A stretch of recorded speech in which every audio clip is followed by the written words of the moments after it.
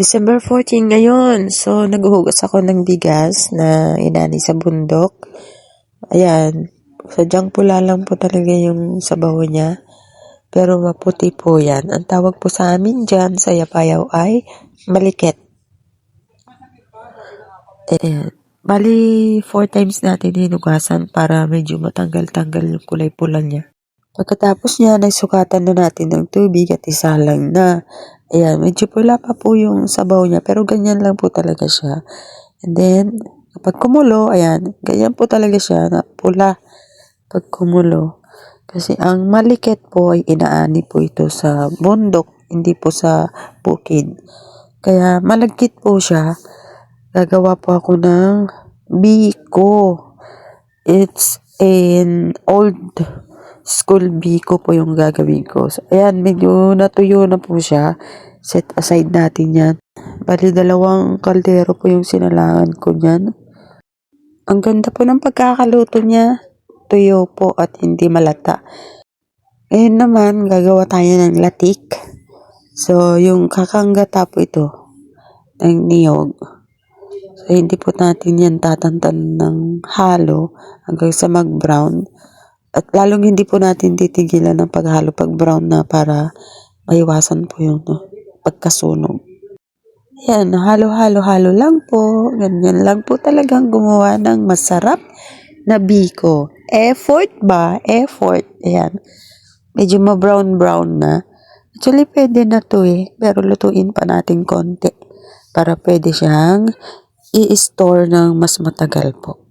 So, sinala natin yung latik, binukod natin sa mantika niya. Ayun. Pag ganyan na ang consistency, mag-a-add up po tayo ng kakang gata ulit. Hindi po natin tinipid ng gata or fresh po na niyog yan para masarap po yung biko natin. Halo-haluin lang po para hindi po masunog or mabalanse po yung pagkakaluto. Ngayon, mag-a-add up po tayo ng konting asin para pambalanse po sa lasa. At ngayon po, pwede na natin ilagay yung malagkit na naluto natin sa kaldero kanina. Ayan, isasama lang po natin dun sa caramelize po na sugar. So, malaki-laki naman yung kawali na ginamit natin pagluto ng biko. Kaya pwede natin i-fit yung 2 kaldero po na naluto na malagkit sa isang kawali lang. So, dito natin ibuhos talaga yung lakas natin at pagmamahal natin sa pagluluto ng biko dahil sa paghalo po ng biko.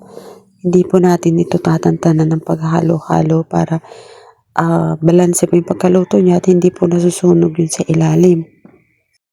Bali, umabot po tayo ng paghalo dito ng mga 45 minutes po para makuha natin yung tamang consistency po. At ayan nga, sa wakas, natapos din sa tulong din ni partner. Nakahanda na din po yung mga malinis na lagayan po. Microwavable round container po siya. Yung tinira ko po ng caramelized sugar kanina, ito po yung nalalagay ko ngayon para sa toppings niya. And maglalagay na po tayo dyan ng nakikita nyo po yung brown na yan. Yan po yung latik. So, itatoppings din po natin.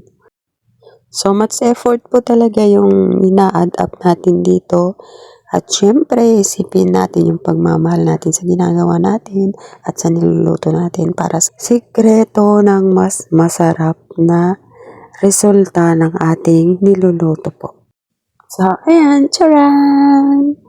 It's party time ng Team Cedric po sa office po. Bale, ayan, patlak po kami ng mga teams. Kung nakikita nyo, iba-ibang klase po ng food yung nandyan na. At sobrang sasarap din po ng mga niluto ng mga kasamahan ko. So, yan. Lahat po ng mga nakikita nyo dyan ay mga niluto sa bahay-bahay po. Bukod po sa cake ni Ma'am Jen na yan, na masarap din po siya. Merry Christmas! Feliz Navidad, Feliz Navidad, Feliz Navidad, próspero año y felicidad. Feliz Navidad. Feliz Navidad. Feliz Navidad.